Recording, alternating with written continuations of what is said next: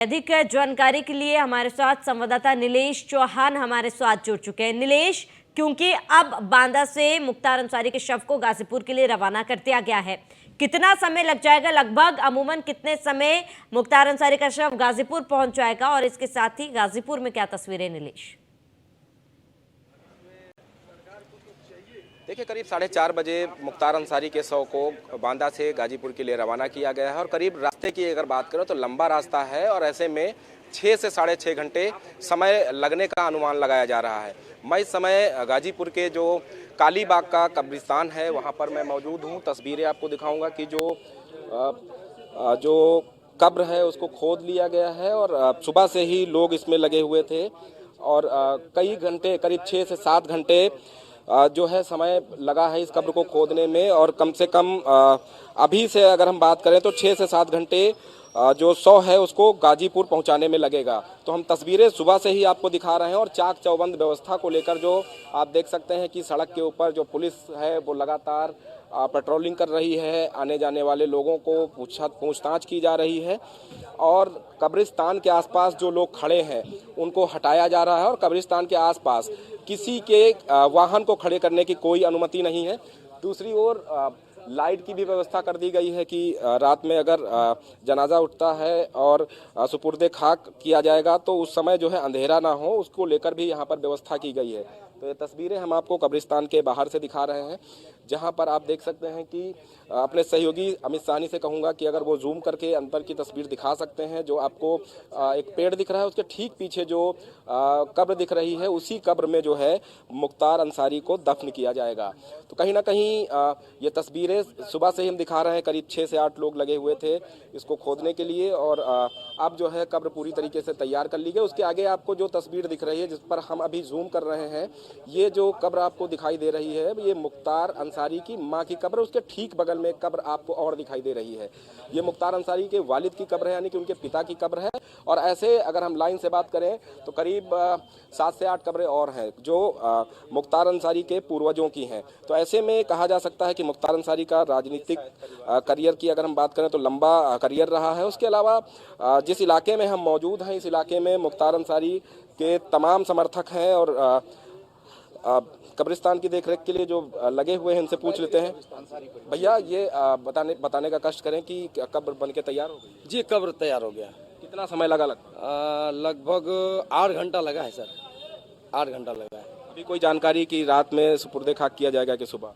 अब हमने भी तो ऐसे अफवाहें सुने हैं कि रात में 12 बजे के बाद अगर आएंगे तो नहीं किया जाएगा, कल सुबह होगा जी। तो ये सुबह से ही यहाँ पर लगे हुए थे कि कब्र खुदवाने के लिए। उसके अलावा अगर हम बात करें गाजीपुर जिले की, तो गाजीपुर हो, मऊ हो या फिर आसपास के अन्य जिले हों, वहाँ पर भारी संख्या में पुलिस प्रशासन को तैनात किया गया है और लगातार जो आने वाले लोग हैं उनसे पूछताछ की जा रही है। और आप देख सकते हैं कि पुलिस की एक टुकड़ी जो है वो कब्रिस्तान के सड़क के पर जो है मार्च कर रही है, आने जाने वाले लोगों से पूछताछ की जा रही है। जो बेवजह सड़क के किनारे खड़े हैं उनको हटाने का काम कर रही है। तो ये तस्वीरें हम लगातार आपको कब्रिस्तान के बाहर से दिखा रहे हैं। ठीक है नीलेश, आप बने रहे हमारे साथ, तमाम जानकारी के लिए लौटूंगे आपके पास। वहीं गाजीपुर से हमारे संवाददाता राघवेंद्र शुक्ला हमारे साथ जुड़ चुके हैं। राघवेंद्र, क्योंकि गाजीपुर में आप मौजूद हैं और ऐसे में मुख्तार अंसारी का शव बांदा से रवाना हो चुका है, कब तक गाजीपुर पहुंच जाएगा? और इसके साथ ही क्योंकि कहा जा रहा है कि अगर 12 बजे के बाद जो शव गाजीपुर पहुंचता है तो सुपुर्दे खाक कल किया जाएगा मुख्तार अंसारी का।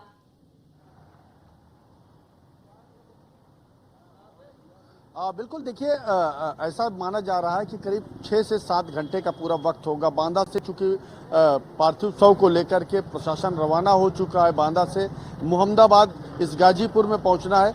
इस वक्त हम मुख्तार अंसारी के घर को जाने वाली इस रोड पर मौजूद हैं और आप देखिए पूरे रोड पर पुलिस की एक्स्ट्रा तैनाती कर दी गई है। कोई भी व्यक्ति ना तो उसे रुकने दिया जा रहा है और ना ही अनावश्यक बातचीत करने के लिए जो है फिजूल खड़े होने की परमिशन दी जा रही है। दरअसल धारा 144 लगा दी गई है। जिला अधिकारी गाजीपुर ने खुद इस बात का सख्त हिदायत दी है मातहतों को कि किसी भी तरह से लोग पैनिक ना हो और ना ही पैनिक करने का कोई मंसूबा सफल हो सके। इसे लेकर आर्टिफिशियल इंटेलिजेंस को भी अलर्ट कर रखा गया है और सोशल मीडिया की सभी साइटों पर खासा निगरानी बढ़ाने को लेकर के भी निर्देश गाजीपुर प्रशासन की तरफ से दिए गए हैं। वहीं दूसरी ओर चूंकि मुख्तार अंसारी का 100 उनके बेटे उमर और उसके अलावा 25 वाहनों में उत्तर प्रदेश सरकार के विभिन्न अधिकारियों के निर्देशन में लाया जा रहा है, तो कहीं ना कहीं रोड डाइवर्जन की भी कई जनपदों में व्यवस्थाएं की गई हैं। मुमकिन है कि 6 घंटे के अंदर अंदर ही मुख्तार अंसारी का 100 इस मोहम्मदाबाद कस्बे में उनके घर पे पहुंच सकेगा और यहीं चूंकि उनका जो है अंतिम संस्कार होना है, सुपुर्दे खाक किया जाना है, उनको जो है आखिरी नमाज दी जानी है, नमाजे जनाजा जिसे बोलते हैं, और उन्हें जो है सुपुर्दे खाक किया जाएगा कब्रिस्तान में।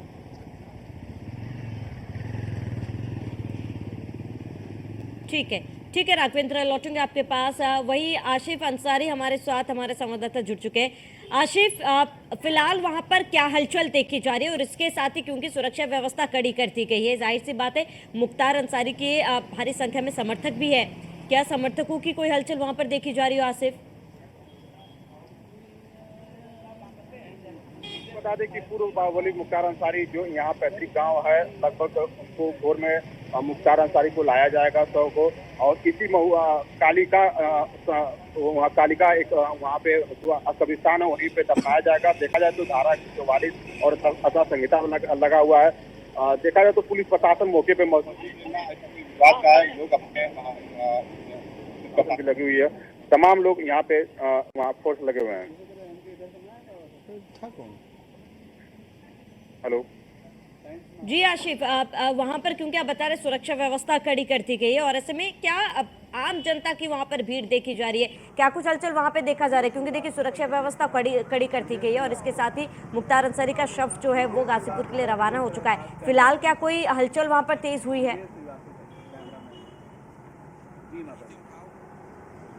यहाँ पे दिखाने का लोग शांति व्यवस्था बनाए रखे हैं, पुलिस प्रशासन भी मौके पे मौजूद है। यहाँ पे देखा जाए तो फाटक जो वहाँ पे है, पब्लिक वहाँ पे इंतजार कर रही है। अब मुख्तार अंसारी का बॉडी बांदा से रवाना हो चुका है। लगभग वहाँ गाजीपुर में 12:30-1 बजे का संभावना बताया जा रहा है कि गाजीपुर उनका लाश आएगा और यहीं कब्रिस्तान में उनको दफनाया जाएगा। ठीक है आशिफ, लौटूंगा आपके पास। राघवेंद्र, क्योंकि आप तस्वीरें भी दिखा रहे थे, और ऐसे में लगातार वहां पर सुरक्षा जो है वो कड़ी करती गई है, और जैसे जैसे समय नजदीक आता जा रहा है, राघवेंद्र क्या लगता है, क्योंकि भारी संख्या में मुख्तार अंसारी के समर्थक भी है, क्या इस दौरान जैसे मुख्तार अंसारी का शव गाजीपुर पहुंचेगा, समर्थकों की भी भीड़ जुटने की वहां पर उम्मीद जताई जा रही है, और अगर ऐसा है तो क्या उस भीड़ को कंट्रोल करने के लिए सुरक्षा व्यवस्था कड़ी है?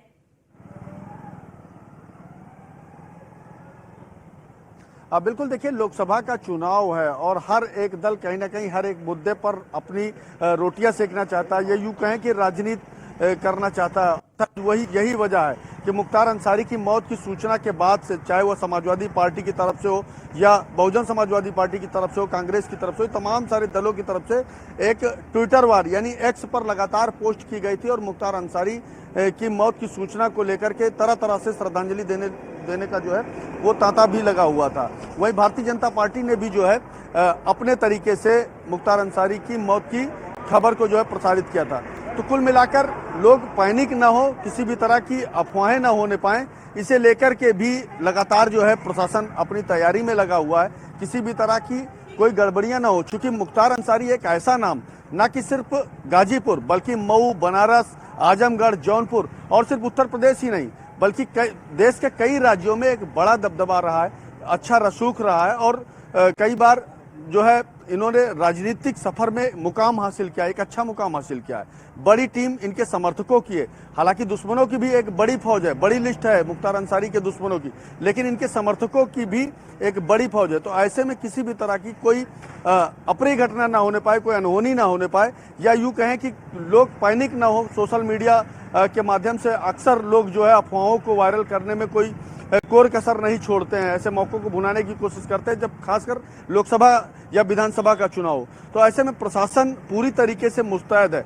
आर्टिफिशियल इंटेलिजेंस को सख्त हिदायत इस बात की दी गई है कि किसी भी तरह से कोई भी व्यक्ति सोशल मीडिया पर अराजकता न फैलाने पाए, किसी भी तरह से जो है कहीं कोई अफवाह न फैलाने पाए। अब देखिए जरा तस्वीर को समझने की कोशिश करिए कि इस मोहम्मदाबाद इलाके में, जिस इलाके में कभी फोर्स का कोई आप यूं कह सकते हैं कि कोई आवश्यकता ही नहीं थी, दुकानें लगातार इस वक्त सभी की खुली होती हैं। अब देखिए आप मोबाइल की ये दुकान है, इसके अलावा पान की दुकान है, मेडिकल स्टोर की दुकान है, तमाम सारी जो दुकानें हैं इन सब दुकानों को ऑलरेडी दुकानें बंद हैं। इन दुकान स्वामियों ने अपने आप ही इन दुकानों को बंद कर रखा है। कारण कि एक तरफ मुख्तार अंसारी के नाम के आगे जहां माफिया लिखा होना, वहीं मुख्तार अंसारी का अपना खुद का एक यहाँ पर बड़ा रसूख होना, तो ये दोनों बातें कहीं ना कहीं उनके समर्थक और विरोधियों दोनों को ही अपने आप में कुरेदती नजर आ रही है। और आज यही वजह है कि जब मुख्तार अंसारी की मौत की सूचना यहाँ के लोगों को मिली तो वो अपने आप में हैरान हुए, और न कि सिर्फ हैरान हुए बल्कि उन्होंने अपनी दुकानों को बंद करके मुख्तार अंसारी के घर पर पहुंचने की शुरुआत कर दी थी। संवेदना भी प्रकट करने लोग पहुंच रहे थे और कुछ लोगों ने यहाँ पर आतिशबाजियां भी की थी। तो कुल मिलाकर के जब दोनों दल यानी दोनों तरफ के लोग एक साथ एकजुट होते हैं तो निश्चित है कि कहीं विवाद की स्थिति उत्पन्न होती है। ऐसे में प्रशासन ने पूरी तैयारी करते हुए जो गाजीपुर का पूरा क्षेत्र है या यूं कहे पूर्वांचल का पूरा क्षेत्र है उसे पूरे सिक्योरिटी हाई सिक्योरिटी जोन में तब्दील करते हुए पूरी तरह से सुरक्षित कर लिया है। और फ्लैग मार्च करते हुए आवाम को पूरा सुरक्षा का भरोसा भी पीएससी के जवानों और आरएएफ के जवानों ने दिया हुआ है। ठीक है राघवेंद्र, मैं लौटूंगा आपके पास। नीलेश, आपका रुख करूंगी। नीलेश, क्योंकि आप उसी कब्रिस्तान के सामने मौजूद है जहां पर मुख्तार अंसारी को दफनाया जाएगा। नीलेश, क्योंकि आप ये जानकारी भी दे रहे थे कि 12 बजे के बाद अगर मुख्तार अंसारी का शव गाजीपुर पहुंचता है तो 12 बजे के बाद उन्हें दफनाया नहीं जाएगा, और अगर ऐसा होता है तो कल क्या कुछ समय अब नीलेश फिलहाल निर्धारित किया गया है कि कब तक उन्हें दफनाया जाएगा? क्या कुछ जो है रीति रिवाज रहेंगे, उसको लेकर कोई जानकारी फिलहाल मिली हो? देखिए, बिल्कुल आपको बता दूं कि करीब 6 घंटे बाद जब मुख्तार अंसारी के शव को गाजीपुर लाया जाएगा, हालांकि 2-3 तरीके की बातें यहाँ पर गाजीपुर में लोग बोल रहे हैं कि रात में 12 बजे के बाद अगर शव यहाँ पर लाया जाएगा तो उसको जनाजा नहीं उठेगा, यानी कि सुपुर्दे खाक नहीं किया जाएगा। लेकिन अगर हम धरातल पर देख रहे हैं, ग्राउंड जीरो पर मौजूद हैं, तो उससे ये साफ होता है क्योंकि जिस तरीके से यहाँ पर प्रशासन तैयारी में है, जो कब्रिस्तान के आसपास का इलाका है वहाँ पर जो है चारों तरफ चूना डाला गया है। उसके अलावा लाइट के भी प्रबंध किए गए हैं कि रात में अगर सुपुर्दे खाक किया जाता है तो अंधेरा ना हो। उसके अलावा पुलिस बल जिस तरीके से कब्रिस्तान के आसपास मुस्तैद है, लोगों को हटाने का काम किया जा रहा है, गाड़ियाँ हटाई जा रही हैं, उससे ये साफ होता है, तस्वीरें साफ होती हैं कि जो सुपुर्दे खाक का जो अंतिम कार्यक्रम होता है वो आज ही किया जाएगा, क्योंकि प्रशासन ढिलाई नहीं करेगा। क्योंकि मुख्तार अंसारी के समर्थकों की बात करें तो हमने तमाम गलियों में जाकर आप कैमरा लोगों से बात की, तो उनसे बातचीत में ये निकलकर सामने आया कि कहीं ना कहीं जो है एक बड़ा नाम, बड़ा चेहरा जो जिसके वो प्रशंसक हैं, उनको उस जनता ने खो दिया है। तो ऐसे में मुख्तार अंसारी के घर के लोग हों या फिर उनके समर्थक हों, वो खुद लोगों से अपील कर रहे हैं कि कानून व्यवस्था को बनाए रखें, शांति बनाए रखें, और अगर आपको तकलीफ है तो इसके लिए उन्हें सलाम करते हैं। उसके अलावा अगर वो कुछ जवाब देना चाहते हैं तो अपने वोट के माध्यम से लोगों को जवाब दें। तो कहीं ना कहीं ये तस्वीरें हम सुबह से ही आपको दिखा रहे हैं। दूसरी ओर लगातार जो है फुट पेट्रोलिंग जारी है। जो सेंसिटिव इलाके हैं वहाँ पर पीएसी और पैरामिलिट्री फोर्स के जवानों को तैनात किया गया है।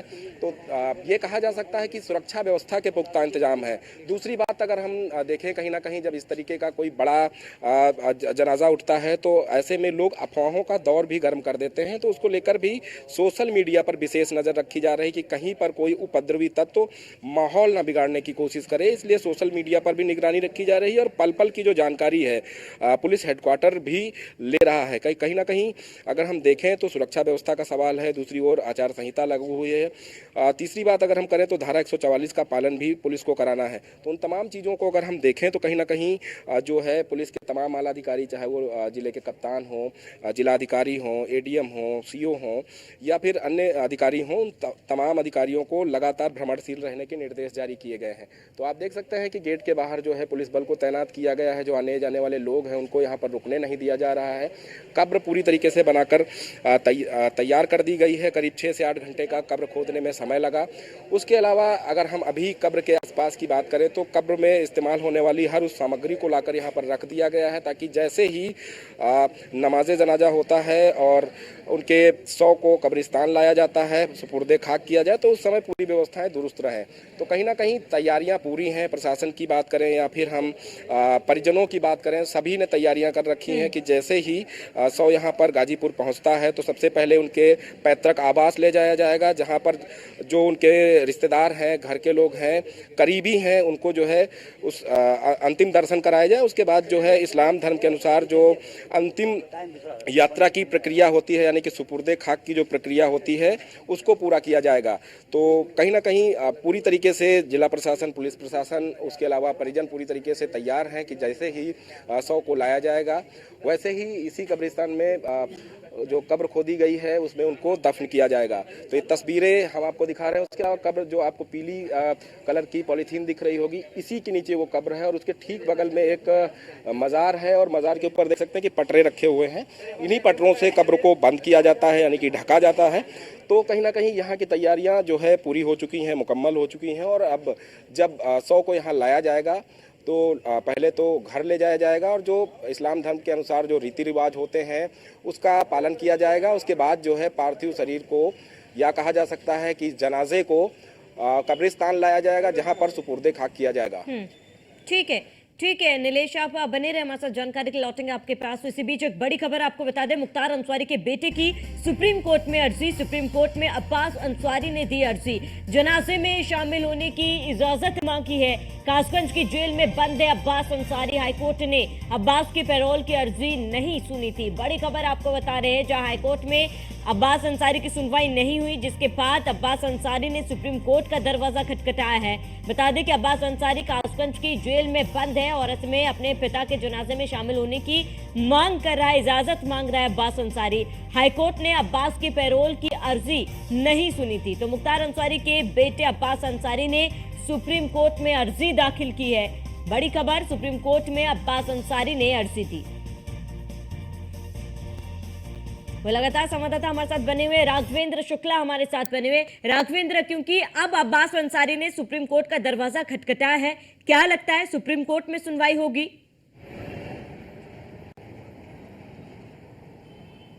देखिए, अब्बास अंसारी ने पहले ही हाई कोर्ट में एक जो है याचिका की हुई थी कि उन्हें उनके पिता के दर्शन कराए जाएं और उनके जनाजे में वह बाकायदा मिट्टी दे सके, लेकिन आज जज किन्हीं परिस्थितियों के कारण वो नहीं बैठे। ऐसे में हाई कोर्ट से उनकी कोई भी डिमांड जब पूरी नहीं हुई तो उन्होंने सुप्रीम कोर्ट का दरवाजा खटखटाया और सुप्रीम कोर्ट के माध्यम से जनाजे में शामिल होने की अनुमति मांगी है। लेकिन चूंकि समय को देखते हुए अभी यह थोड़ा सा मुश्किल ही लग रहा है, या यूँ कहें कि जल्दबाजी ही होगी अगर ऐसा कहा जाए कि वो आ भी पाते हैं या नहीं, क्योंकि पार्थिव शरीर यानी जनाजा जो है वो रवाना हो चुका है बांदा से गाजीपुर के लिए। 5 से 6 घंटे का अधिकतम समय लगेगा। एक ट्रैफिक कंट्रोल सिस्टम के माध्यम से, यानी 25 वाहनों के बीच में एक जो है 100 वाहन को लाया जा रहा है और उस 100 वाहन में मुख्तार अंसारी का जो है 100 है। तो कुल मिलाकर के ट्रैफिक कंट्रोल सिस्टम के जरिए अगर वो 5 से 6 घंटे में पहुंच जाते हैं मोहम्मदाबाद, तो ऐसे में निश्चित है कि प्रशासन के लिए भी एक बड़ी चुनौती होगी कि इंतजार करना। तो मुझे लगता है कि जैसे ही प्रशासन पार्थिव शरीर को ला पाता है, यानी जनाजे को मुख्तार अंसारी के मोहम्मदाबाद पहुंचा पाता है, तुरंत वो आगे की कार्रवाई शुरू करवाने में सफल होने की कोशिश करेगा। हम समझते हैं कुछ लोकल लोग हैं यहाँ पर, आप यहीं के रहने वाले हैं?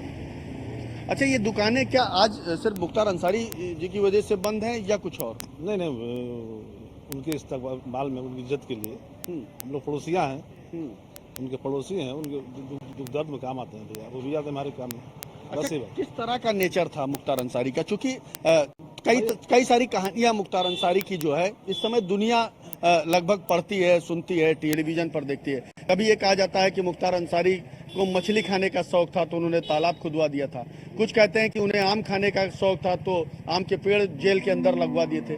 कुछ लोग उन्हें माफिया कहते हैं, कुछ लोग डॉन कहते हैं, तो कुछ लोग उन्हें मसीहा कहते हैं। असल में क्या है, चूंकि आप यहाँ के रहने वाले? नजर में तो मसीहा गए जी, हम लोग नजर में मसीहा